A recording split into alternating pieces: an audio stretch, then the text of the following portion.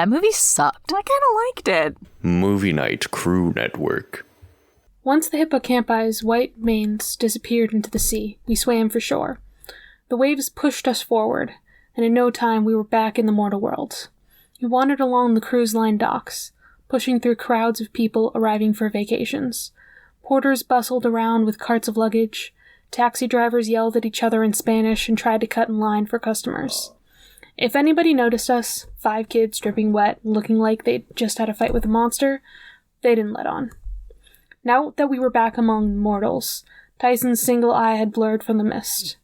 Grover had put on his cap and sneakers.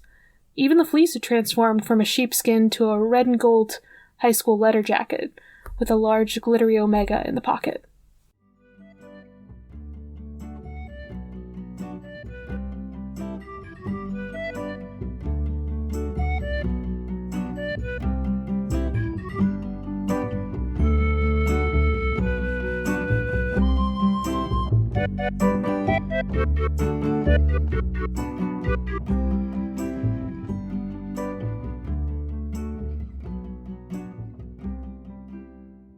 Welcome to Of the Eldest Gods, where we discuss Rick Riordan's role as our godly parent. I'm Taylor from Cabin 6. I'm Sam from Cabin 11. And I'm Charlie from Cabin 13. And yeah, I got messed up there because of Sam. We're going well. So well. Thriving. So in this chapter, Tantalus gets his just desserts, but he doesn't actually get any dessert. He was so close, y'all. He was able to touch the cheeseburger. He felt my buns. Because I baked it. I'm done. Yeah. I'm out. Sam wins. Sam wins the quiff game. Yeah, so for those of you who are tuning in for Sam's second time, you already recognize him, but for those of you who weirdly decided to start now, near the end of the book, welcome. But also, This is our dearest friend, Sam, who is the host of Content and Capable. Sam, why are you waving? Because this is a video podcast, right? Yes, always. Yes, that's how that works. It's okay. In last week's episode, I forgot that I needed to vocalize shaking my head and stuff. It's fine. We've only been doing this for a year. It's fine.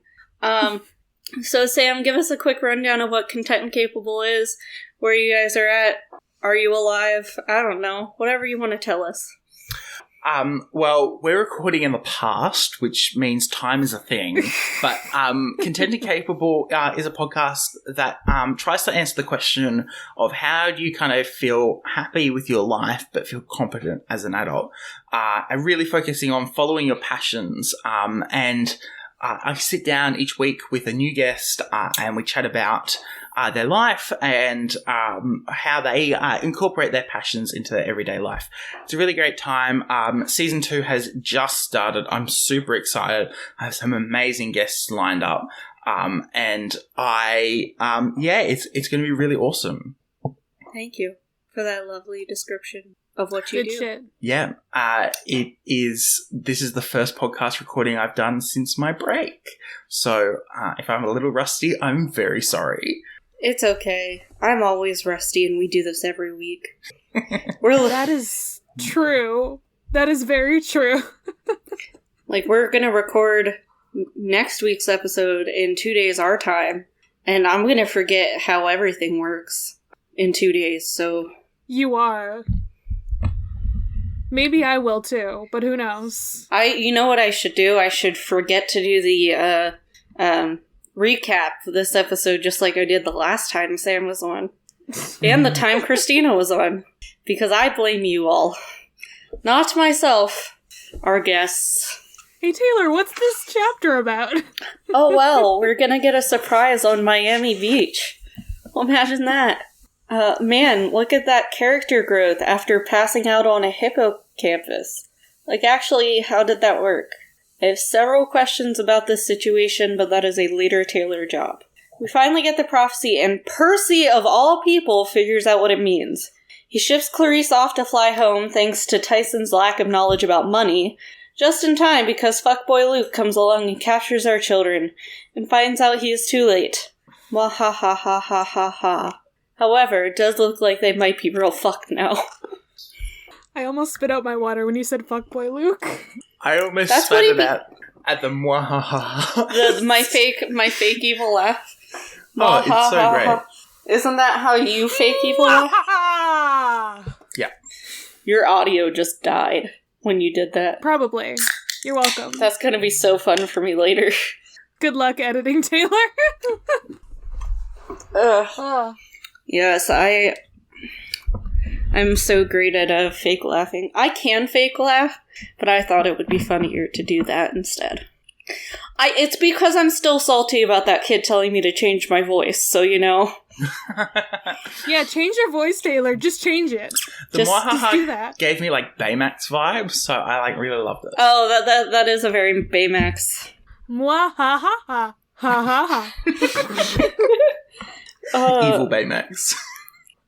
I told my supervisor today about the change your voice comment, and she laughed for a solid 30 seconds because she just couldn't get over just like the balls to say that to someone. Just change your voice. It's terrible. Please don't tell people to change their voice unless you're a voice coach. I love it. I'm not gonna lie. I think it's the best. Taylor, go to a fucking voice coach and change it. No, because then that would scare the other children if I came in not talking about like me. That's how you terrify small children. Good. Okay. I'd like to see that. Fair enough. So where the fuck are we? Where the fuck are we? Well, we're in Miami. Which, Yay, we're not in ether. I mean, that might be We have a better to be in location. the ether than Miami. Oof. Some shade thrown at Florida? Wow, I can't speak. Wow. I mean, we should throw all the shade at Florida. It's Florida. It is in fact Florida. Yep. Sorry. So I've just come back from a road trip and we drove into another state. And you can tell it's a more posh state because instead of saying merge left when the lane ended, it said please change lanes. And I feel like that would happen in Florida. They would have like please change lanes. It's like nice and polite. But only because they can't be fucked to tell you where to merge, whether it's off the road or onto the lane. No, nothing's. I mean, no, I feel like Florida has just given up on traffic laws. Oh no, I've never driven there, but that's my general understanding of the entity that is Florida. So I have actually been in the Miami airport before. Fun fact, it's actually a pretty nice airport, except I had just gotten back from a trip to Honduras and was deathly sick because somehow I got some of the water in my body. Even though, like, I was super careful, like, even just showering and stuff, you could accidentally, you know. So I was, like, half dead, keeled over in the middle of a TGI Fridays in the goddamn Miami airport. Mm-hmm. on the 4th of July. That doesn't really change what was happening. I just think it's a funny detail. So, to be honest, I don't remember much about the Miami airport because I was half dead. But I was looking forward to that chapter of your autobiography, your memoir. On my trip to the Miami airport? Yeah, that would be a chapter into that, wouldn't it? A whole chapter, yep. Just like my 15 minutes sprinting across O'Hare. It's just like my individual visits to these airports are entire chapters. I feel like every plane trip I've ever been on, there's been some stage where, like, chaos has ensued. One time I was in Sydney Airport, and we were at Gate 1 for the flight that I was taking. It was a regional flight, and they changed it to Gate 19, which in Sydney Airport, in the terminal, is on the opposite end, and, like, it's what I think they call the old terminal. The opposite end. So, like, 100 people had to all grab their bags and walk to the other end of the airport for this plane that they changed the gate on as it arrived. I think it would have been funnier if they changed it back once you got there. I was very... yeah. Yeah. No, go ahead. No, I was about to say the other vivid. You were talking about getting sick. The last time I got really sick, while being airport adjacent flying, was coming back from America in 2012. We all got really, really sick. And I thought it was jet lag. Me being 12 years old at the time, thought it was jet lag. And we were sick for like 3 or 4 days before we could like kind of get out of the house and get stuff done. So you caused COVID 10 years ago. Yeah. Yes. 10 years too early. Sam got COVID. No, but that thing that happened to you in the Sydney airport is what happened to me in O'Hare. And for anybody who's flown in O'Hare knows it's fucking gigantic. And I was unhappy and almost missed, because it was also a connecting flight. And it was... Yeah. So, yes, anyhow, that is my knowledge of Miami, personally, is the inside of the airport. So go, Taylor. Go ahead. Sorry. No, go ahead. I was about to say, the first thing I noticed when opening up the Wikipedia page is that the flag, while not exactly the same colours, resembles the Indian flag, which is a little concerning for me. It is an interesting choice they made. Since when do towns have the Irish flag? But yeah, Since when do all towns have flags? Does Pittsburgh have a flag? And I didn't know. Pittsburgh flag. I don't know. Oh shit, we have a flag. It's my city has a flag black as well. It's shit, but it's a flag. Ours is black, yellow, and black with our coat of arms in the middle. Mine's too complicated to describe. That's how bad it is. I don't like the Boston flag. It's just got like a seal in the middle of it. Brisbane. No. Flag of Brisbane, shit. Yeah. What the fuck is this, Sam? I don't know. Why are there pretzels on your flag?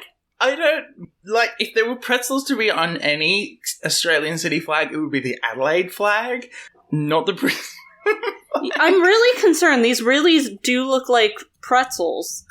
Our state flags are better. Our state flags are much more interesting, but the Brisbane flag... Wait, yeah. but it's got the Hermes symbol. It does, but... that nothing is going to get over the fact that there's pretzels on this flag. Listen, maybe Hermes likes pretzels. No, so apparently, according to Wikipedia, rather than their popular but erroneous association with medicine, again represent commerce, referencing the role of Hermes in Greek mythology and his capacity as the protector of commerce and trade. So Greek mythology comes back into it. I do like that. Acknowledging the fact that he has, like, other uses. Okay. Yeah. So yeah, Miami's flag is either the Indian flag or the Irish flag. Their seal is obviously a fucking, like, palm tree. What do you expect? Anyhow, it is... Sorry, I got weird feedback for a second. Is the 44th largest city in the United States.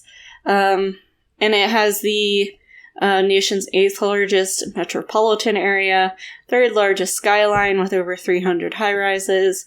Tall and wide. Like you do. Let's see. Is there anything interesting? I always thought it was closer to the tip of Florida, but it's actually like a decent ways up the East Coast. Yeah. Like, I genuinely thought it was down further than it is. So that's something I just learned from this map right now. That's fun. I promise I'm a competent person. I know Miami's really had a fun time with COVID, like, specifically. So that's unfun. The land there was stolen from the Tequesta tribe of indigenous peoples who lived there for about 2,000 years. Yep, as things are. However, it is believed that the entire tribe migrated to Cuba by the mid-1700s. Interesting. That's actually pretty interesting. Like, they just, like, fucked off. They didn't want to deal with Florida. Yeah. That's just such a... They just... They're it's like they... Florida sucks. It's like they knew. So The thing I always, like, popular culture-wise for Miami, and I think when I was reading this as a kid, is in movies, a lot of the times, Miami is like, you know, all flights have been cancelled to Miami, and so, like, you can't go anywhere. Someone's, like, trying to fly to Latin America or something. And as the Wikipedia does say, it's often called the gateway to Latin America. Yeah. The other thing that I know quite a bit about it, because I'm a weird person, is that they've got one of the first properly successful private railways, which is Brightline. Interesting. Yeah, so that's actually why I was in Miami when I was coming, well, to and from Honduras, was for that exact reason, is it's often used as that midway point as you're going to Latin America. So, good point. I missed this. It's named after the Miami River, which is a derivative of Miami, which is what Lake Okeechobee was called, and the people who lived around it. So, just like basically every name in American culture, it is from the indigenous peoples who live there. The Spanish came in, tried to make them all Catholic, you know, the normal. And then, of course, the Seminoles were there, and then there was a big fight. It is the only major city in the United States founded by a woman, Julia Tuttle, and she was originally from Cleveland. And, you know, you gotta understand, she left Cleveland and went to Florida. I should tell you about Cleveland. And she moved down there during the Great Freeze of 94-95. She really helped grow it up, and then she partnered with a railroad tycoon, and thus it is born. It has a large amount of migrants from the Bahamas specifically. At the beginning of the 20th century, it was 40% of the population was either from the Bahamas or African American. So, obviously that didn't go well, as several residents were bombed as well, due to the Jim Crow South. Sad. This is also the era we're talking about in class right now, and I immediately went down to the Great Depression with my eyes, and then it's like, goddamn, my kids just learned about how terrible, sorry Sam, this is not going to make any sense to you, how terrible Herbert Hoover is, by not just doing anything, and then fucking over the entire country for 3 years and making the Depression worse. I think my kids might invent a time machine and commit assassination. I'm not sure. They were actually really surprised when I told them he survived his presidency. And, you know, so am I. But Miami really, really grew after the revolution in Cuba, as many wealthy Cubans and those who were being put down by the power of Fidel Castro fled. Also, unfortunately, became part of the drug wars. We see a large amount of immigration from Haiti, especially after hurricanes and earthquakes going down in the area. So the city itself is the second largest U.S. city with a Spanish-speaking majority. So it is majority Spanish-speaking. The other one ahead of it is El Paso, Texas. And it has the largest city with a Cuban-American plurality. So, I think it's cool, like, the cultural aspects of it. Obviously, I live in fucking nothingness here, where everybody is as white as I am. Well, I live in the city now, so it's a little different, but, yeah, it's cool. You see lots of movies, shows being set there. I know I personally grew up watching CSI Miami. You know, like you let your 6-year-old do. No. I watched a lot of CSI Miami. Let's see how long that was on. Why? CSI and CSI Miami were like my childhood, man. As a child? And this is why Christina has offered to publish Tina's memoir. It started in 2002, which means I was 4. So I started watching CSI Miami as a 4-year-old. Okay, then. I was even younger for CSI. Like, regular CSI. Because that started when I was 2. So I was exposed to murder at a very young age. Which should explain everything. Yeah, it explains a lot. Yeah, like, there's nothing surprising about anything I'm saying right now. They do have 5 major league teams. The Dolphins, the football team, the Florida Panthers, the NHL, the Miami Heat for the NBA, Miami Marlins for the MLB, and they do have a soccer team. The Inter Miami, I don't know what CF means. MLS, whatever. But obviously a lot of people go there for their beaches, because who doesn't like that? They do have a lot of coral reefs, and is really popular for snorkeling and scuba diving. So that's fun. Yeah. A lot of colleges, a lot of stuff. Yeah. I mean, the important part is that, like, people do sort of treat it like a party city. I know a lot of people go down there for spring break and everything, at least from our state. Do you guys do, like, a spring or fall break, Sam?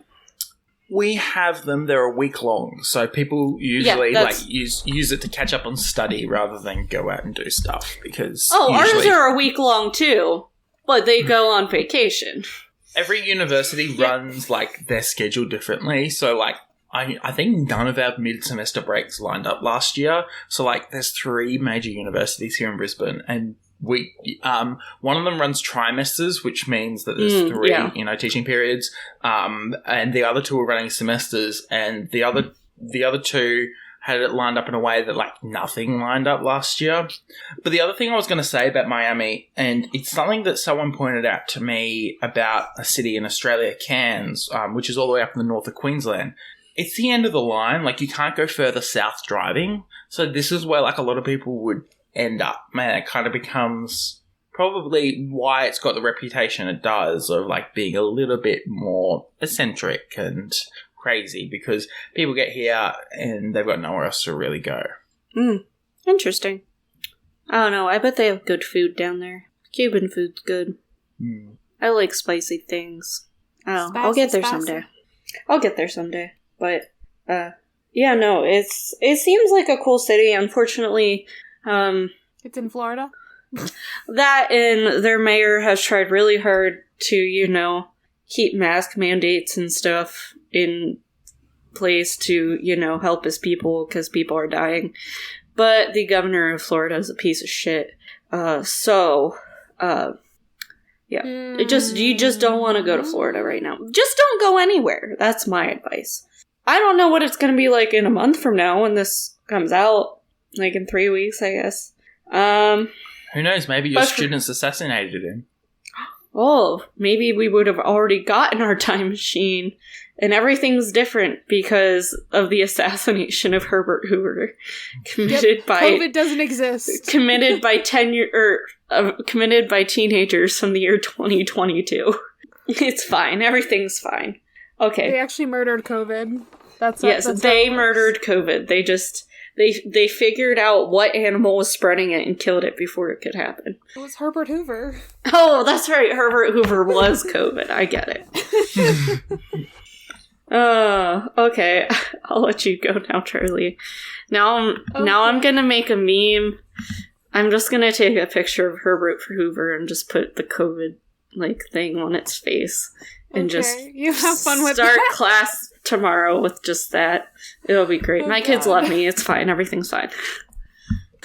I can see why they love you. How about that? I have no sanity. They love that. Yeah. Well, on this week's In Case You Missed It, but we're talking about Greek things, but not necessarily mythology per se. They're themes, they're concepts, they're, but we had hospitality as a thing in this chapter. So I thought we needed to talk about the Greek concept of hospitality. We had hospitality. Yeah, hospitality. Isn't it just Xenia? Is it Xenia? I've heard Xenia, I've heard Xenia, I don't know. How to pronounce... I want to say it's just Xenia, but... I think it's Xenia, but, you know. It's actually just Xena, warrior princess? Yes, Xenia. Yeah. So, it's translated as guest friendship or ritualized friendship. Love that. It's like ritualized sacrifice. Friendship, sacrifice, same thing. It always is. What are you talking about? Generosity, gift exchange, blah. My brain just went to the phrase legally Xenia was a charge of bastardy, and like that's just all I can see. What? It was the last paragraph in like the I don't know. I want to know what that means. Citizenship fraud. What? That's weird. Okay, I don't know what this. Oh, that's also if you. This is in the same level of if an Athenian the same level of if the child of an Athenian and a non-Athenian is the same as Xenia. I don't fucking understand. Oh, wait. So, like, if you go against it. Like, if you... Okay. Yeah. So, like, if you break Xenia. If you break the hospitality laws, then it's like having a bastard child. Yeah. In court. Yep. Oh, wow. Okay. Yeah. That is intense. Yeah, that makes more sense. Well, you know who the god of, guest friendship, hospitality is? It's Zeus. Oh, fuck off. Yeah, it's fucking Zeus. So when you go against that, you're kind of going against the top guy. So it's not really good. It's not great. I see that Percy still hasn't managed to escape torture from Zeus. Yeah. No. Oh, okay. So Zeus, Greek god Zeus, sometimes represents Xenios, as protector of strangers. I feel like that belongs more to Hermes. I feel like it does too. Because then all the kids would be in the Zeus cabin, right? Am I wrong? I don't fucking... But nobody wants to be in the Zeus cabin, because you know, there's like a statue of Zeus in there, and it's kind of terrifying. It's not a fun place to be. Okay, let's see. We have 2 basic rules of Xenia. Respect from host to guests, and respect from guest to host. The host must give you a bath. Yeah. Bath, food, drink, gifts, and safe escort to their next destination. No, it's rude to ask questions of your guests. Next time... No questions asked. But that's before they finish the meal. I go to any of y'all's fucking houses. I don't care who it is who's listening. You. I want to be bathed. Taylor, I will bathe you, okay? I was about to say, I don't have a bath in my house, but we could make it work. I don't care. Just something needs to happen. It'd be great. I love how guests need to provide gossip, stories and news. Wait, did it... Yeah. Okay, what the fuck? Yeah. Everything Everything about Greek culture is just fucking great. Okay, so, and guests have to reciprocate if hosts ever come to their homes. Yeah. It's so weird. It's so weird and stupid. If you bathe me, I'll bathe you. Yes, obviously. It's not... I expect to be bathed. Yep. It's not explicitly stated here, which I find very interesting. But, so for context, at the time of recording, I've only been home for 3 days after a month of travelling around Australia, road trips, staying with people. And the whole respect from host to guest and respect from guest to host is something that now, upon reflection, I've seen a lot of. I had a lot of people, so I was staying with some family friends.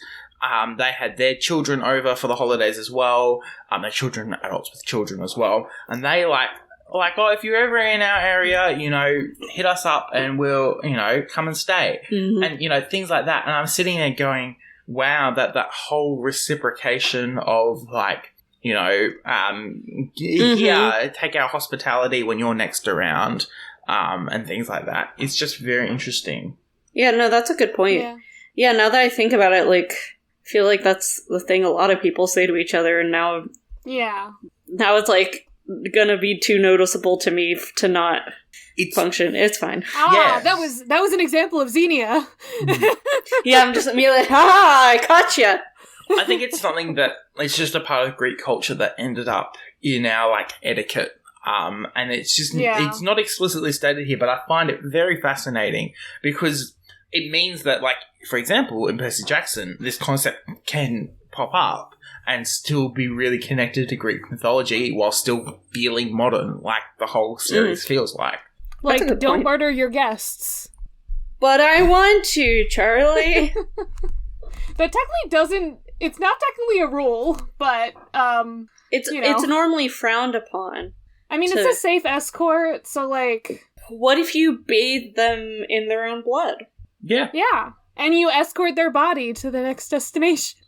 See, I feel Escort like... their soul to the next destination. Yeah. You commit suicide and join them on the trip to the afterlife. I was just gonna say that you kill them. Yeah, that's true. That's just sending them to the next destination, which is death. Like that. I mean, I like Sam's. It's much more dramatic. Very Romeo and Juliet-esque. Murder suicide of your guest. Yeah. Yeah. Oh my god. Just what the fuck just happened here? Have a suicide note and go, here, reference this Wikipedia article. Oh my god. This is what happened. It's just the It was URL. Xenia gone wrong. I'm thinking of like the safe escort to the next destination. When I was staying with these exact same people, I think I had 3 hours worth of conversation of how we were getting to our next destination, and they were giving me tips and tricks.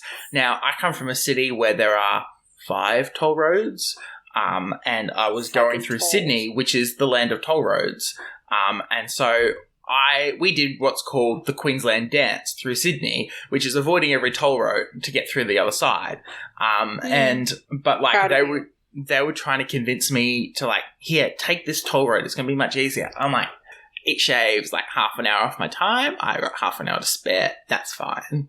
I hate Don't do it. tolls so fucking much. What is the point if you aren't even going to fucking, plow my road? Why am I paying to drive on it if you don't take care of it? Ours go to a private company, which just makes me feel great. But the thing I feel guilty about... that's even worse! Yeah. The thing I feel guilty about when I drive through Sydney is that my uncle has helped build many of the toll roads I would have used, because he's an engineer, and I'm sitting there going... this is kind of like, if I don't do it, I'm not really paying his wage, I'm just avoiding his work. I'd love to see his work, but I also don't want to pay a toll. But I also don't want to pay money. Yeah. No money. So I love that Xenia is like really important, especially because there's the trope in a lot of Greek stories that like a god is just gonna come to your house, but like disguised as some random stranger. So you gotta be nice to all of your guests, just because in one case. of them could be a god, and you don't want to fuck that up. Yeah. So just be nice to strangers. They could be a god in disguise. Just every time. I assume all people I meet are gods. Like, that's just All what I do. All Well, people. you met me. You might be a god. I don't know for sure. You haven't told me either way. Confirm Charlie is a god. I'm actually Schrodinger's god. I I like was about that to one. say, you really give off, like, while it might not be your it's not your cabin, but you really do give off Dionysus vibes. I really feel like you could, like, play Dionysus in an adaptation. It's funny of it. because they don't drink. Yeah. Yeah, that's the thing. Like, I feel very connected to Dionysus, but I'm just like, yeah, but his whole thing is also alcohol, and I don't drink. Also, I'm an introvert, so party is, like, I have to be in a certain mood for a certain type of party, I'm always in the mood for a sleeping party. Does that count? Slumber parties. Oh shit, those are a thing. I didn't have friends as a child, so I didn't never know had these them things. either. We weren't allowed to do sleepovers as kids in my family, and in fact my siblings still complain about it to this day. But I definitely know that they were a thing that happened. I was never invited, so I don't know. I definitely had sleepovers. I don't remember sleeping very much during them, so I don't really think I liked them. Also, I just associated them with having to clean up after everybody. So, there you go. That's fair. Okay. Sorry for that weird tangent. Well, I mean, I feel like that's mostly it, unless I want to talk about, like, all of the examples and, like, all of these pieces of literature. And then the rest of this down here, I don't really want to talk about the architecture and the political alliances. You don't want to talk about architecture? What? I'm not Annabeth. I'm not Annabeth. Let me see if there's anything. Confirmed, Charlie's not Annabeth. The only thing that jumps out at me is in the Iliad, Hector speaks to Ajax, and all I can think about, it's not really relevant, but like Ajax Spray and Wipe, which is like a brand of like cleaning stuff. You know what Ajax it is? Oh, I had a joke and then I forgot what it was. I think it's a soap brand here too. Now that I think about it. Yeah, it is. Might be drain cleaner or something. Yeah. Yeah. Oh, I always love when we find brands we share. Oh, it's great. I loved when, like, because Aldi came to Australia a lot earlier than it did in America, but I love watching, like, Americans react to Aldi because it's the fucking best. And the history of Aldi is really interesting as well because they've got, like, a North Aldi and a South Aldi. Charlie's raising her hand. Okay. I found the meme. I had to look up the meme for the Ajax joke. Sorry. Okay. So it's Ajax soap. It's stronger than grease. Oh yeah. I couldn't remember the wording, but like it's because he's like literally the strongest Greek warrior. Anyway. Okay. Aldi. Yes. So like there's different Aldis, and like the way that Aldi works here, I don't think it works the same in America, and it's fascinating. Like. We were seriously discussing last night because one of our housemates moved out, and so there is no furniture in the house anymore because he took the vast majority of it. And so we're seriously considering going to Aldi to buy a TV because they were on special. You guys have TVs at your Aldis? So the way it works is like there's groceries and they sit on either side, and Aldi is usually like a long rectangle, and in the middle section is what we have our special buys. So it can be anything from ski gear to TVs to trampolines. We have random shit, but not like fancy random shit.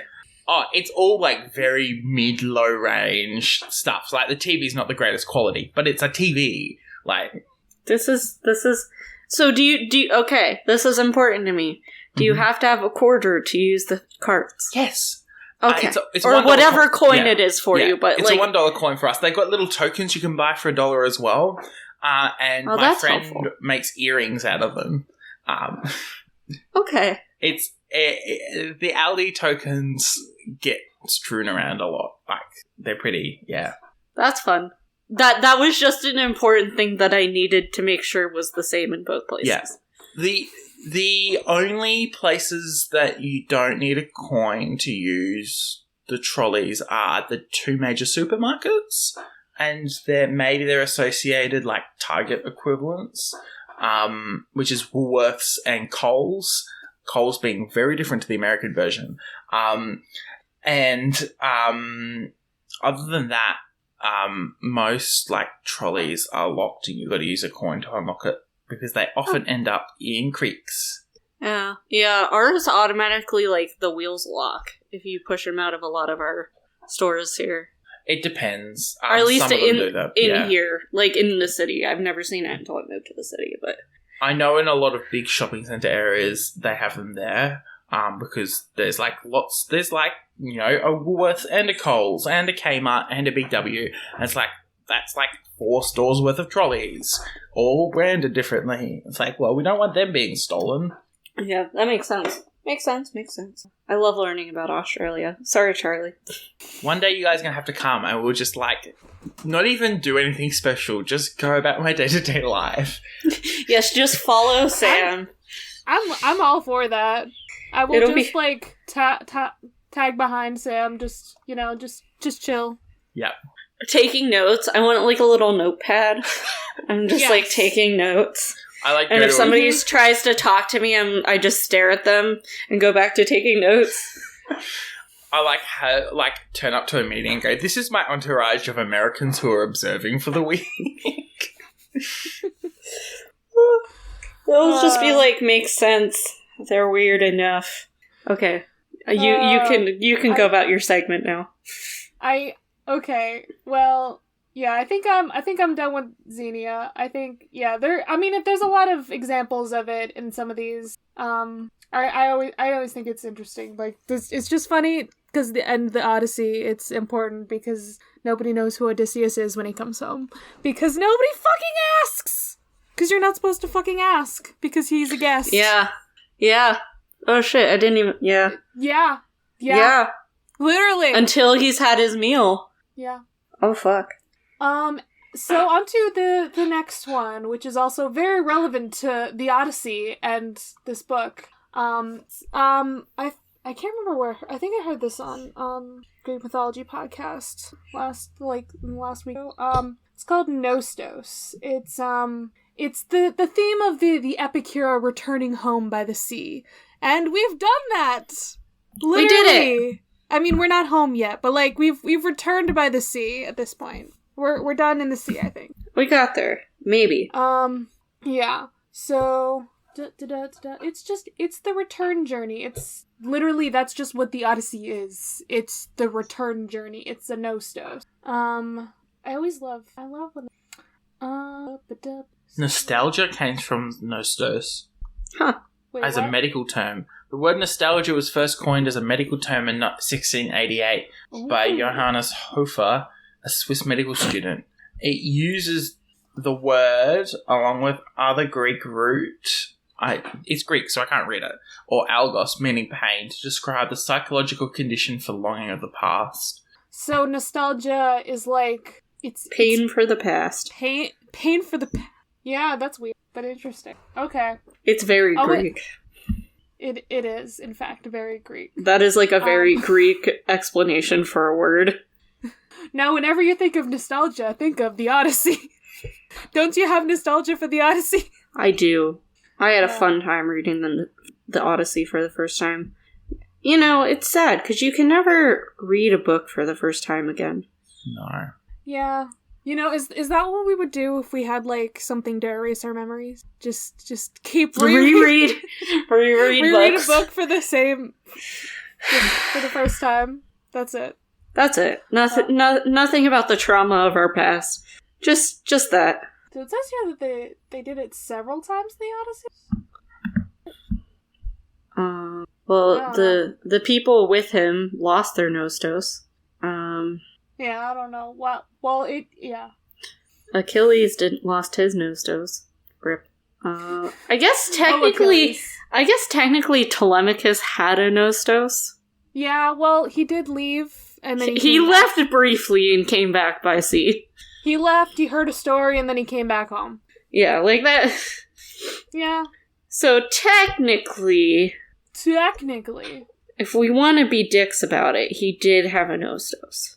I was just wondering. Well, the Aeneid is like, I mean, it's returning home, but it's not returning. It's finding a home. So technically, I don't know.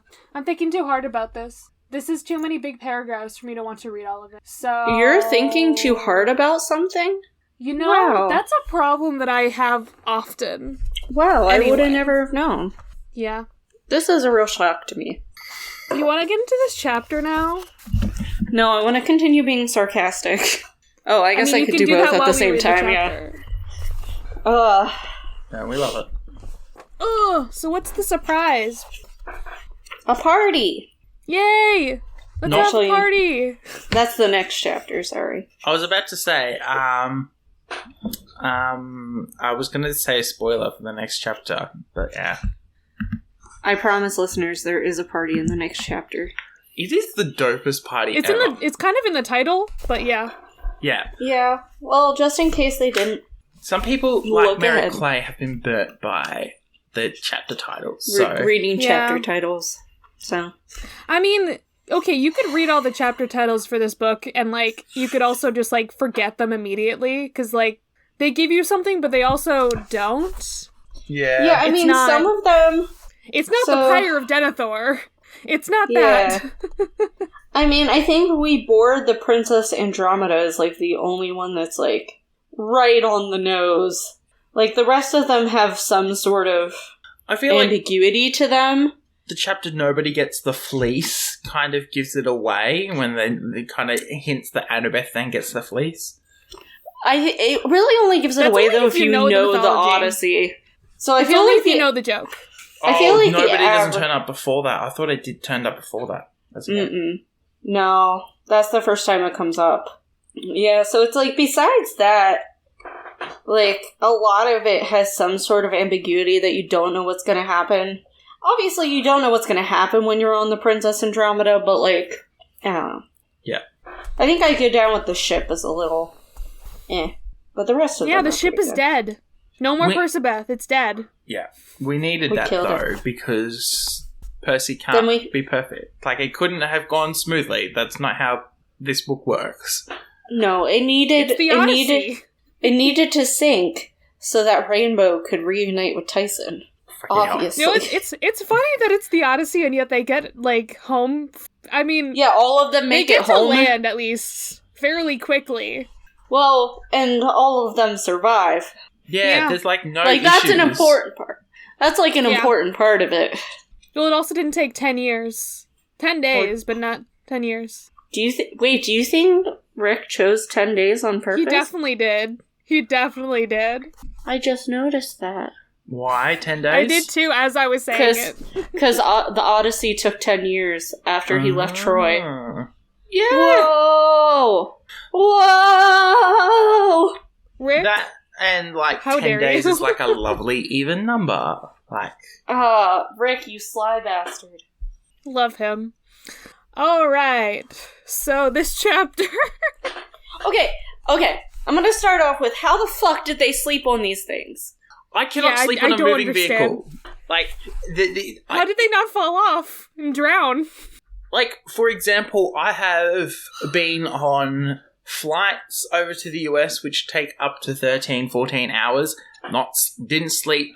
If I slept, it was like a 20-minute nap. The only time I've ever really slept on in a moving vehicle was flying back from Japan. I was exhausted, and I think I slept for maybe 2 of the 8 hours of that flight. But this is like falling asleep on a horse. But like Yeah. you're in the water. So like there's just so many reasons why they should have, like, I don't know, died on the way home. Yeah, like, they pass out and then they wake up and it's like, oh, we're in fucking Miami. Also, how long has Tyson had a saddle pack? He's just had it in his pocket the whole time. Yeah, he made it. Yeah. I guess it's from the stuff he, like, got from the Birmingham. I would assume so. My guess is because Rainbow's the one who rescued him, Mm-hmm. that he made it while they were, like, right after the explosion and already had it. Because it's like sitting here going, theoretically, they've only really been on the horses for, let's say a maximum of 4 or 5 hours. It's like, that's not a long time to feel the need to create, a saddle pack. Oh, no, Yeah. he definitely wants to reunite with Rainbow and go riding all the time. You know that's true. That too. He loves But- horses. But yes, yeah, that's what I was thinking. But I think it's because Rainbow's the one who rescued him from the ship explosion. Yeah. He had to make a makeshift one then, and he just had it. That would be my guess. And I like how he kept a soggy mango to give to Rainbow as payment. Yeah. You gotta tip your drivers, you know? Mm-hmm. Tip your drivers, y'all. I really just want to see a hippocampus. Just so majestic. It's, it's just a seahorse. I know. I was about to say, It's a seahorse. for some reason in my head, it's like a horse made of water. No, not... No, that's the knock from Frozen 2. Yeah, that's what I'm imagining. Except probably more cartoony face and colourful. If you type in hippocampus animal, the first picture that comes up is the Wikipedia page for seahorse. Like, just a seahorse. Of course. Oh, I don't like this picture. It definitely looks like the seahorses are having sex. What is this? What the fuck? God. Okay, y'all, I typed in hippocampus animal. And if you scroll down a little, like not even far, like in the second row, there is a picture that just says Hippocampus erectus. No! And I just have so many questions as to what's happening in this picture. Alright, And it's from the Florida Museum. I think I have a saved picture of... Oh, no, I found them, but I just want to know... Oh, they're poor swimmers. Oh, they only live 1 to 4 years. That's so sad. This is my favorite picture of it. Because it's Pretty glorious. Come on, where's this picture at? Oh, yep, nope, they're just flat out having sex. What the fuck? I think that one actually is from the Percy Jackson movie. Mating with a single? Wings, no thank you. Oh, yo, this is wild. Oh shit, because I forgot that the males actually carry the eggs. Yeah, they do.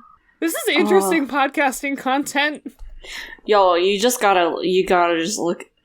It's literally a picture of the female seahorse shooting the eggs into the male seahorse. I don't like and, that. And, there's a hole and all. Mm-hmm. So Percy Jackson... I was about to say, for $1 a month on the of the Oldest Gods Patreon, you too can receive unsolicited pictures of hippocampi. And by that, real seahorses having sex via Taylor. No, I would never wish that. You can look it up. I told you how to find it. It's from the Florida Museum. That's the best part about it. It is from a museum. Of course, but it is Florida. Fully just seahorse porn. Incognito Murdego. Okay. You're so welcome. they're in Miami. The hippocampi have left. They're all dripping wet, but it's fine.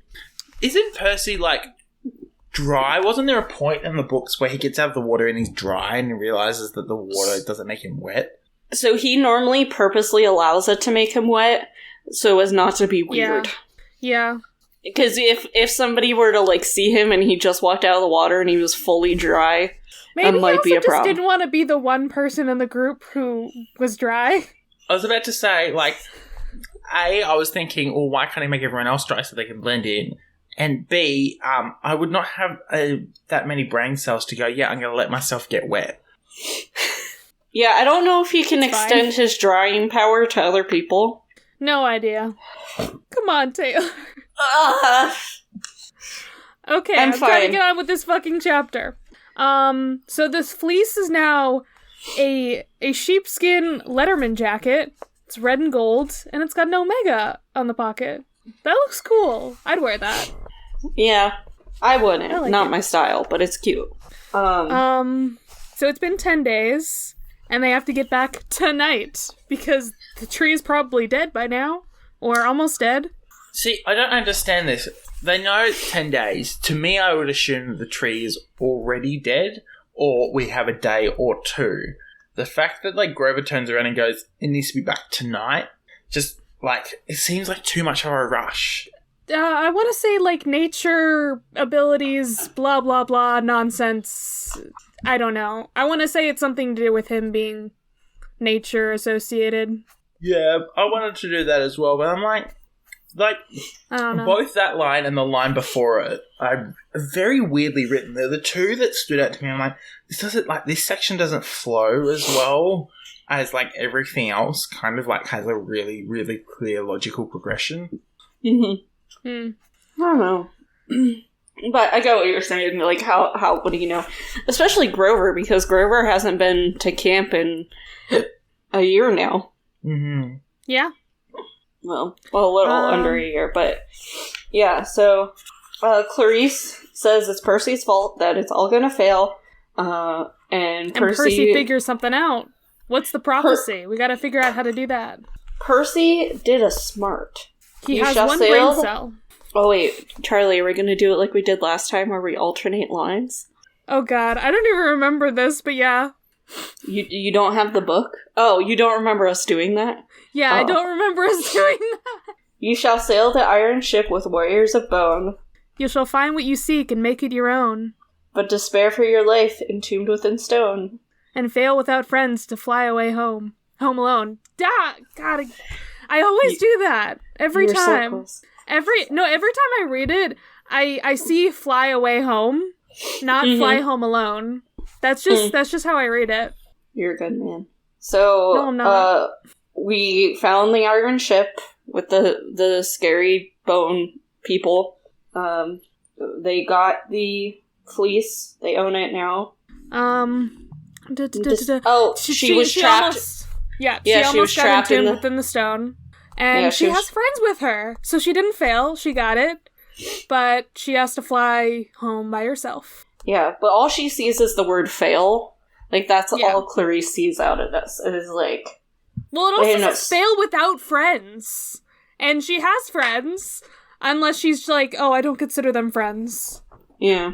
I feel like it's not necessarily her interpretation, it's more Aries' interpretation, where it's like, you know, you will, you know, you'll fail, and then so basically he's instructed her not to take anyone on with her, so she had no, you know, other cabin mates with her, and Hermes is like, haha, I know Aries, I know he's an idiot, and doesn't have 2 brain cells to, like, actually listen to what people are saying to him, and make sure that he sends some friends along to, like, make sure the quest goes according to plan. Yeah. And then we learn that Tyson is rich, because he grabbed the duffel bags, and he's like, oh, maybe there's some food in here. No, it's just paper. Don't care about that shit. But he still kept it, at least. Good for Tyson. And so there's enough to send Clarice home. $300 worth of in $5 notes is not that much. It shouldn't feel like a whole duffel bag. Oh no, that's... Well, it's just a Ziploc bag. It's in the duffel bag. Ziploc bag. Oh, okay, yeah. Sorry. Inside the duffel bag. So, yeah. I forgot paper Yes, money. no, I Yeah, I agree. love That would not... Now, if it was like... I love that Hermes ones- packed them in Ziploc so it wouldn't get wet. Yeah. Like, good planning. It's like, I know Yeah, your he's- American money is shit. Here's a Ziploc bag. I mean, Wow. our money is made with cloth. Cloth. No, we're... Yeah, it's yeah, I don't know. The Canadians and Australians always, and the British as well, kind of sit there and look at the American money and go, why have the Americans just never followed suit with every other country? I like ours because it's all uniform. I like ours because it's disability like friendly. So like our smallest note, like our smallest value note is the smallest, and our biggest value note's the biggest. It's got like not actual braille, but braille things that mean that you can if you know what they mean, you can tell what the value is by like rubbing it. And the security features on it are pretty rad. Oh, ours all are blacklight. Yeah, like, our money does have security features. Oh, no, I'm not but... saying yours doesn't, but like, we've got a clear strip. Let me see if I can find a $5 note for you to show you. We've got like a clear strip in the middle of our money. Oh, look, a $10 note. I have a lot of cash in here. People kept giving me it. There's like a full-on clear strip there. Ooh. That's interesting. These are our new ones. So the $100 note I have doesn't have the clear strip, but the every other denomination, that's what they've changed to. Yeah, no, I like how uniform our money is, to be honest, but that's just a me issue. Yeah. Okay. But importantly, Percy also has a drachma. Very important. Yes. Very important. Yes. That'll be a tool to help us later. And Clarice has to be the one to go because it's her quest, and I mean Percy couldn't go anyway. Like, Zeus would kill him. I really love this part of the chapter because it does 2 things. It sets up Percy and Clarice's relationship really well. I think, you know, if you have a look at on reflecting in the first book, you've got this really great like rivalry between Percy and Clarice, and like Percy and Ares by extension of that. And then in the second book, it kind of gets resolved. And it still like exists. There's still a rivalry, but it becomes more of a working relationship, and it's not, you know, completely unworkable. Because, you know, at the start of the book, Percy's like reflecting that, you know, Clarice is absolutely, you know, terrible to work with, and she refuses to listen to him. But I think from like this experience, Clarice realizes that Percy's got a lot more empathy than she thinks he does. I think she has she has a newfound respect for him because he I think it helps her leadership ability. And let's be honest, Clarice was actually a very good leader to start with. We saw her at the beginning of the book. And like, when things were shit, when her people needed her. She cared about them. Yeah. But I think this really adds to her ability as a leader. Because Percy could have taken the fame and glory from her. Yeah. He very easily could have. But he didn't, because he respected her enough and understood the situation. And I think that helps her grow as, like, just a leader in general, and the idea that you need to listen. And sometimes you're not the best person for the job. It also, I think, helps her realize that she doesn't have to take the load on all by herself. I think as, like, a leader, the other thing we've got to keep on realize here is that it's the second quest that Camp Half-Blood has had in a very long time. So, you know, she and doesn't... back-to-back years, too, which is the... Yeah. So she doesn't quite, like, she's not familiar with how quests work. She's so used to running her own rock show and... you know, distrusting other people, you know, the whole... I don't particularly like the whole cabin against cabin games and stuff, because I feel like it, in part, not all the time, it really works sometimes, but in part discourages teamwork across the whole camp. And that's where a lot of the conflict in this book comes from, is a distrust of each other because of previous interactions that have not been. You mean it's kind of like the houses and how they put the houses against one another? And then, like, nope, nothing like that. Nope, not at all. I think that's a really interesting parallel to make, because, you know, we only really see, not even then, we don't actually see all the houses working together at all through the Harry Potter series. And it, you know, I think really until the Battle of Hogwarts, and that's not even the Slytherin. Yeah, I was about to say. We get none of the Slytherins. We get, I think, most, if not all, of the Hufflepuffs, and, like, maybe half the Ravenclaws with the Gryffindors. Like, is it really only that many? Yeah. And well, I knew the Hufflepuffs were mostly part of it. I just didn't realize how few. Yeah. I don't know how many Ravenclaws, but I don't think it was the whole house. Okay.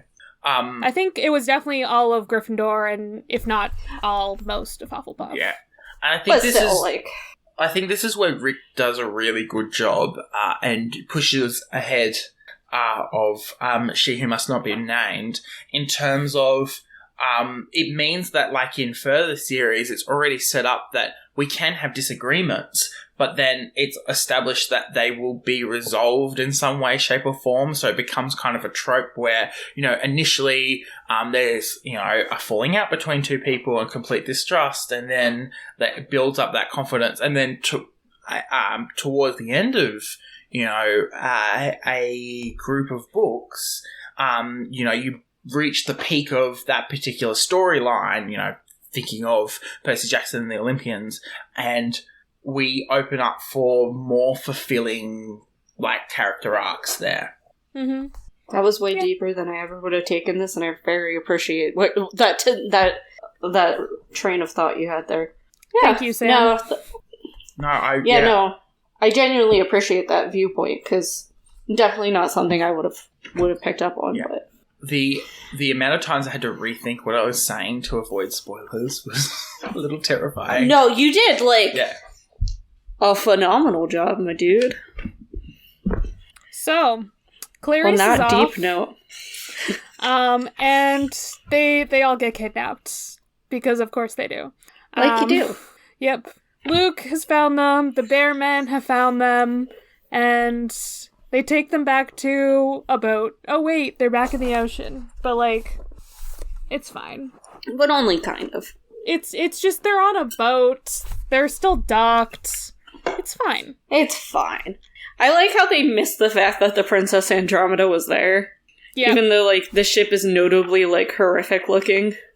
You know, maybe there was some mist or something hiding that. Tunnel vision. I mean, maybe. Tunnel vision. I would say they're too some mist focused. or I think, like, there's two theories in my head. One, the Princess Andromeda rocks up after they've, while they're having their discussion. And the other one is they've got, like, such tunnel vision and trying to figure out how to get the fleece back in time, that they completely forget that. I would definitely say tunnel vision makes sense for the ADHD people. Yeah, like, especially this group. You have tunnel vision sometimes? Yeah, in fact I do. Just a little bit. Wow. I'm in a tunnel. I can't hear you, I'm in all the time. Wait, you're in Pittsburgh? We have so many goddamn tunnels. I'm in the tunnel of love. Was that what it was? Last book. Yeah. I was like, wait, what year is it? Sorry, I'm fine. I'm fine. So we get some hospitality from Luke. And he's like, so where's the fleece? Well, it's not there. There's no fleece. They poke Grover's legs thinking it's that. Well, yeah, you gotta do, like, the pat down. Yeah, but but it's funny because, like, he has fleece because he's a sheep. Exactly. That's the best. That would be a great place to hide it, though. That's the fleece we made along the way. I'm fine. I hate it. Okay. Literally, because his hair grew, so he made it. Yeah. Okay. Yeah. So Luke does not believe that they gave it to Clarice. Yeah, like he doesn't like it. This goes back to the point I was making before, where, like, Luke and to an extent Annabeth as well, like, do not trust and do not think of Clarice as a tool, whereas Percy, kind of new to this whole thing, is sitting there going, we just got to work with what we've got. You can't, take sides or anything. He's a Hufflepuff. Like, come on. Of course he was going to do that. I think that really comes back to what you were saying about the cabins being pitted against each other all the time. Where, like, these two have been pitted against Clarice time and time again. Mm-hmm. So why wouldn't they mistrust her? Yeah. Yeah. So, I mean, although Luke shouldn't speak at all, but, And also, Clarice, with how dumb she's been in the last couple chapters. Yeah. She was doing so well at the beginning. Clarice reminds me very much of my brother. You give her something achievable and clear to do, and she will get it done really well and do it as best as she can. But a vague goal she really, really struggles with and gets frustrated very quickly, and that frustration turns into doing something really stupid. Yeah. So Luke doesn't believe that they gave her the fleece. So they tell him, he tells them to get his steed. He has a steed. It's Donkey. Where's Donkey? The only steed. Naturally, yes. Imagine if that's what they brought up. Mm-hmm. It was a goddamn talking dog that just starts singing. Yeah. It's fine. I love this because it it sets up, and I think the next chapter sets up one of my favorite conscious animal characters in the whole series. Yeah. I recall this. This character is fantastic. Yes. Yeah. And very much, like, Movie Night Crew Network approved. Oh, definitely. Yeah. So big chaotic energy. Mm-hmm. All the chaos all the time. So if Percy's you guys are fans of chaos, keep reading. So Percy's like, oh, I should make Luke more angry, so he'll start talking. And wait, I can use these fountains and this drachma I have to make a rainbow and mist and I love this. He's so sneaky. The fact that this whole chapter is just Percy putting things together. Yeah. Like, all the pieces come together because of Percy. Yeah. No one else, just Percy. And it's just like, you small child, I'm so proud of you. He got all the brain cells this week. Yeah, like, I think it really reinforces that Harry is the hero, and that while he may not be the actual hero of this quest and the designated hero, he still, like, is a valued contributor and is always doing something that is adding to it, which really reinforces and doubles down on the fact that he is the main character of this series. I'm with you on all of that, except for the fact that Harry is not, in fact, the main character of this book. Fucking hell. Yeah. Why did we talk about Harry Potter? That's why I didn't stop you sooner, because it was all a good point. Just the wrong person. Yeah, sorry. It's okay, we do this every 5 seconds, it's fine. We're aware. We're aware of the brand. But yeah, no, I definitely agree. So Percy gets Luke to, like, tell everybody his evil plan. He gets him monologuing. Literally, you sly dog, you got me monologuing. Like, that's what this is. As he, makes an Iris message to Dionysus at Camp Half-Blood. I love this. How did he not figure out that something is wrong when he yells Dionysus at him? Dumb. He just yelled it at you. How did nobody else, like, notice and stop it? He threw the drachma at him, and Luke was just like, well, there's other monsters around. How did they not? There are no brain cells here. Only Percy has the brain cells right now. No one else. That's fine. So basically, Luke poisoned the tree, blah, blah, blah. It wasn't Chiron. Percy interrogates Luke and makes him incriminate himself. Yep, and Dionysus gets dinner and a show. Good for him. You know, he's the god of theater. He needed a show. Yep. I like it's just all of camp is just sitting there. It's just everybody is like... I like how nobody made a sound, too. Yes. Like, good on them for, like, shutting up. Mm-hmm. I imagine it's Clarice wasn't there. Yeah. I imagine it's like a flat screen TV that appears over the fire, and it's like, everyone's like, ooh, TV time. And then it's like, oh, shit, no, it's just somebody admitting to murder. Mm-hmm. It's fine. Oh, so like all of CSI Miami that I watched when I was 4. Oh my god. This is why we're good at podcasting. We're great.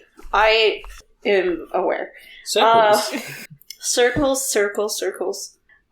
So, it wasn't Chiron's fault. So that means Chiron gets to come back, and Mr. D misses Pinochle.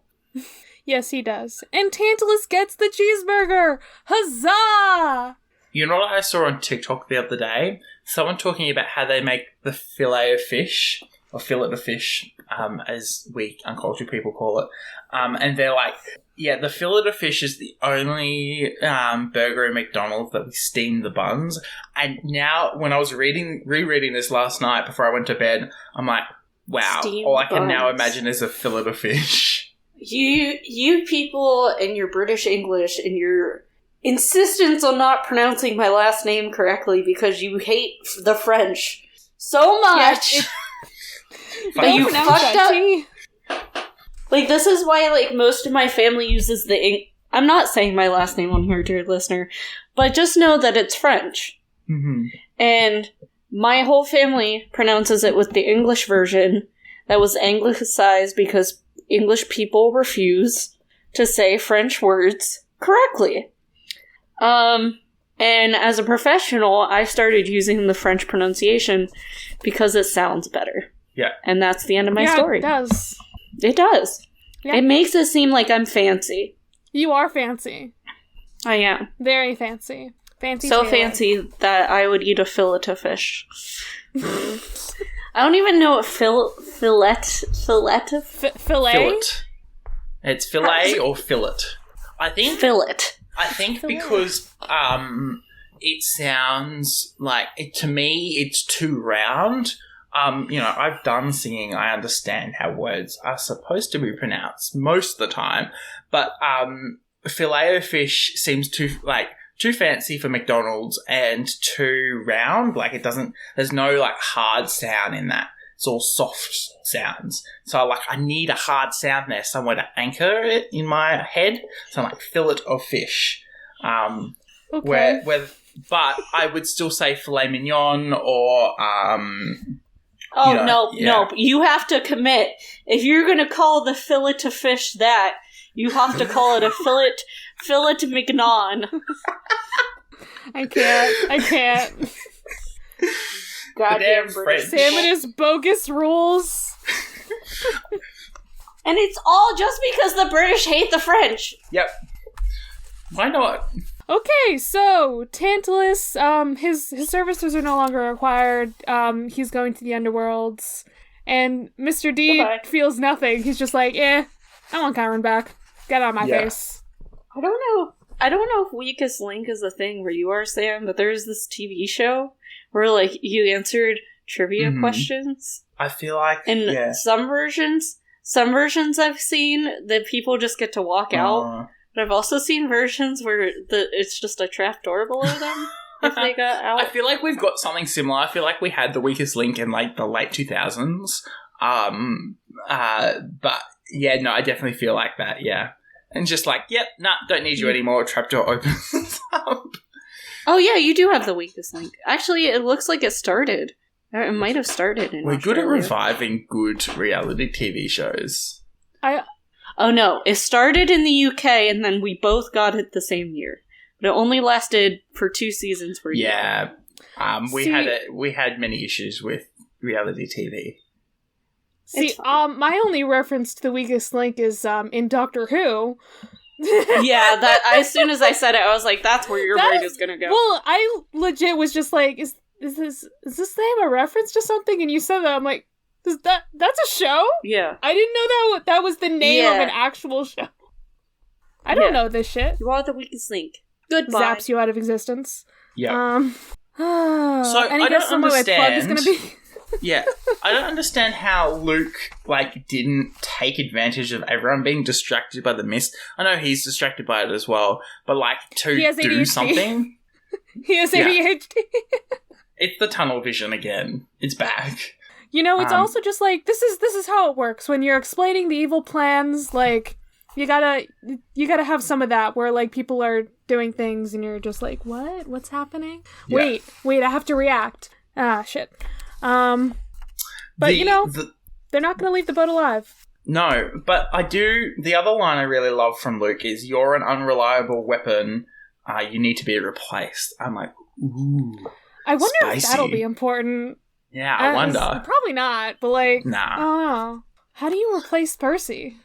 It's so interesting because the prophecy's been mentioned now, so we can talk vaguely, but it's Percy struggles so hard to get his head around the prophecy, and there are so many things that happen, not just in this book, but in the next few books, that mean that you don't know how what it's going to play out. Normally when you get a prophecy, we only had the prophecy at the end here because if we had it at the start, we'd kind of know how the book was going to go.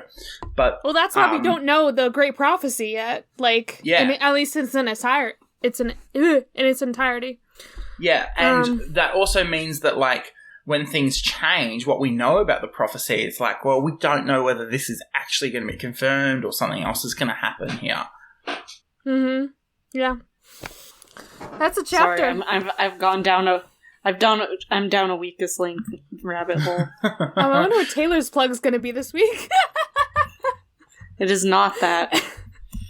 I promise. Well, the chapter's done. Russian Speaking roulette. Of plugs, Sam, you want to give us your plug and where can we find you? Where can the people find you? So, you can find me on the internet at sam.the.journalist on Instagram and on TikTok, and at samobjournalist on Twitter.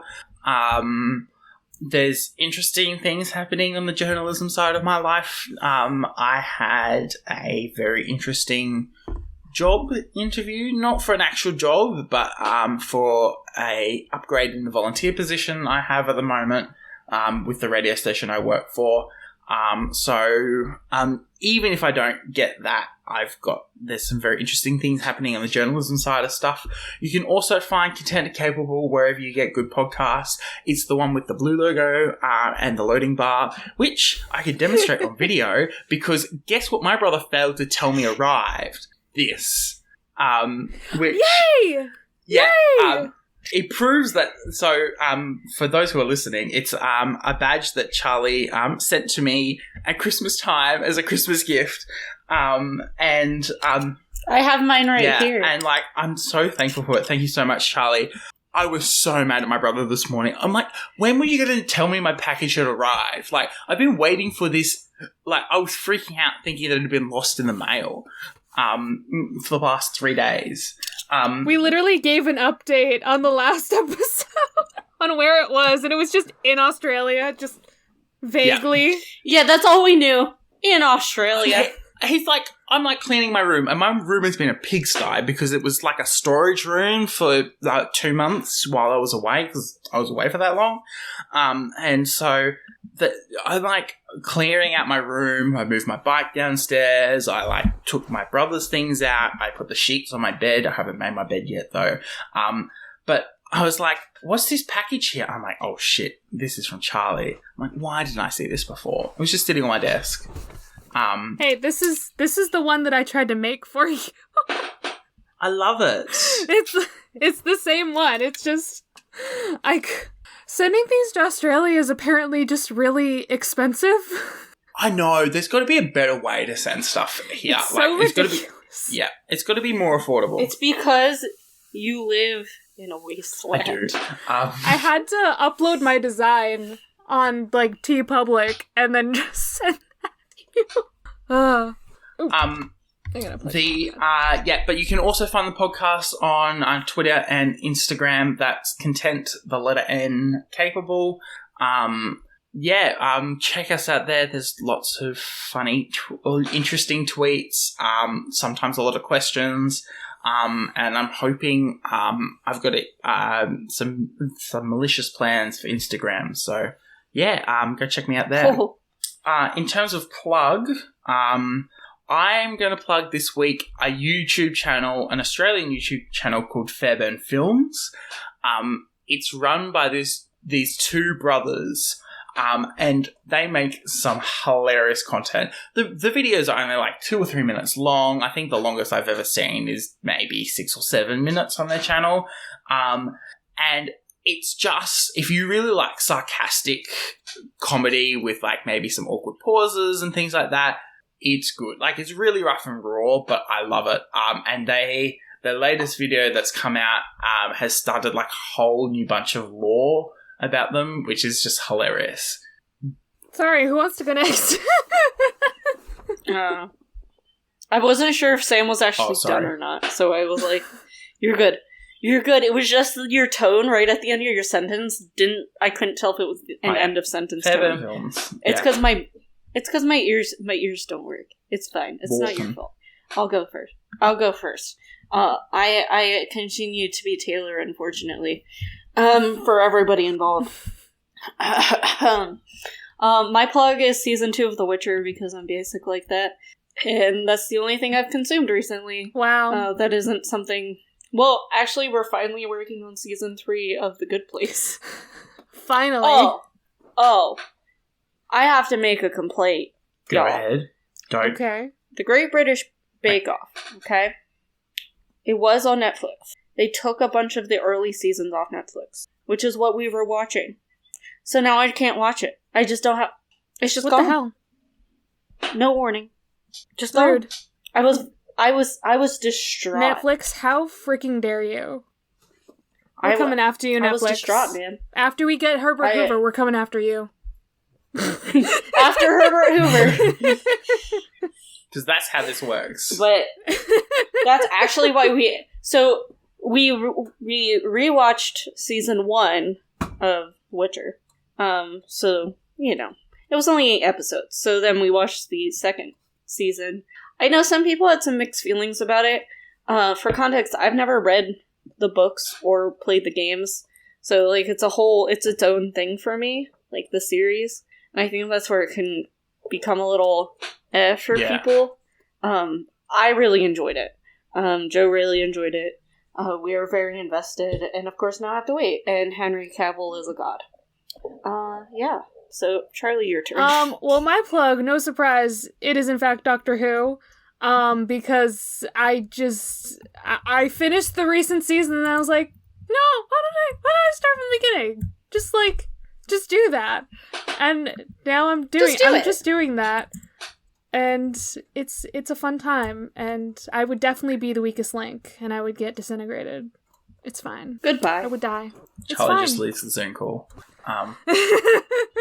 We'll just have like a separate, like a Mary Clay style separate ending for the podcast for Charlie. Goodbye. And that's what I'm talking about. Remember that time I accidentally did that? Oh, good times. And that's what I'm It just came out. about. I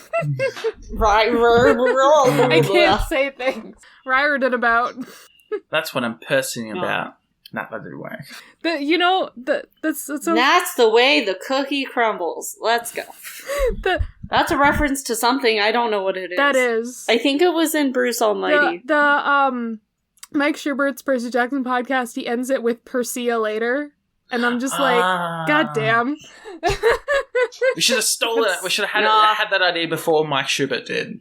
Should have, but... Man, I'd rather just swear. Yeah, I think it's more fun. He doesn't swear. That's the one podcast he doesn't swear on. I'm like, what the fuck? What, did he swear? Did he swear I was on about to podcast? say, yeah. Yeah.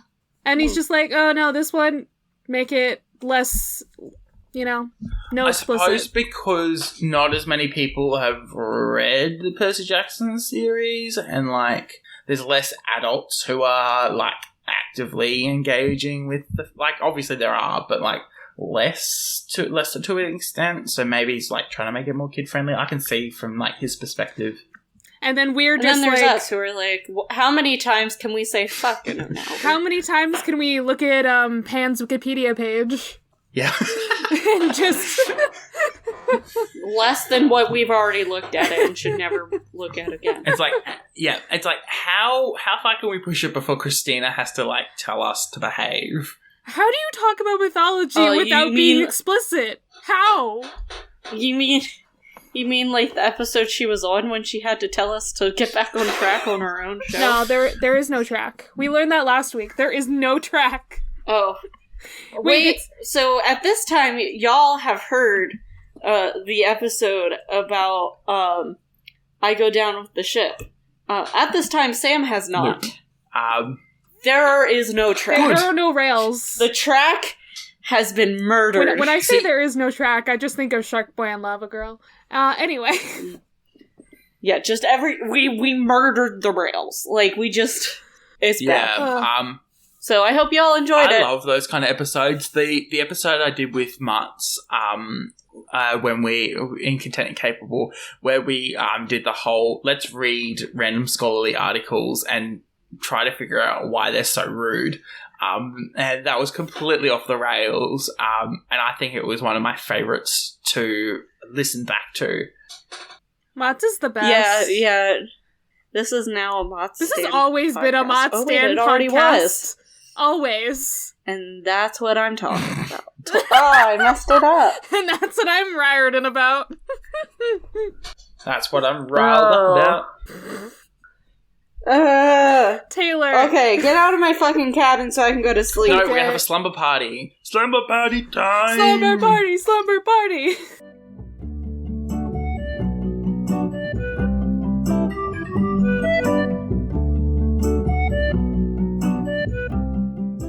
You can follow the podcast socials at Of the Eldest Gods Pod on Instagram and at Of the Eldest Gods on Twitter. You can send an iris message to us through oftheeldestgodspod@gmail.com. You can follow me, Taylor, at Taylor from Cabin 6 on Instagram, and Historical Femme, spelled FEMME, on Twitter. Catch me on episodes of the Restricted Section, Hell from Elsewhere, and True Stories of a Tryhard. You can follow me, Charlie, at GreenPixie12 on most platforms, mainly Instagram and Tumblr. But on Twitter, I'm at GreenPixie123, which I'm not salty about. No, not at all. I also have an art Instagram that I sometimes use at GreenPixieDraws. I sometimes do the YouTube thing on my channel, Charlie Mack. That's MACK. Our music was written by Nora Strauss-Riggs and recorded and edited by Ian Emmerich. You can find Nora at Kane_I, that's I as in the body part, on Instagram and Twitter. Feel free to message her about making music for your project or editing your pod. We are proud to be a part of the Movie Night Crew Network, which features Fandom's Gone Wrong, a fandom-filled show co-hosted by our own Charlie, and Content and Capable, where we follow Sam as he tries to figure out what it truly means to adult. Hi, My name is Sam, and I've recently become an adult, but let's be honest, I have no idea what the fuck I'm doing. Like, can I still enjoy the kiddie rides at theme parks? And how do I look important and feel relaxed while travelling? Join me as I ask people how they are content with their life and feel capable as a functioning adult in society. Each Monday, myself and a guest will chat about a topic they feel passionate about and our adventures and struggles of being an adult in the real world. Of the Eldest Gods is based on the series by Rick Riordan. Right now, we are discussing Percy Jackson and the Olympians. Remember to follow us on your favorite podcatcher and meet us back here every Thursday.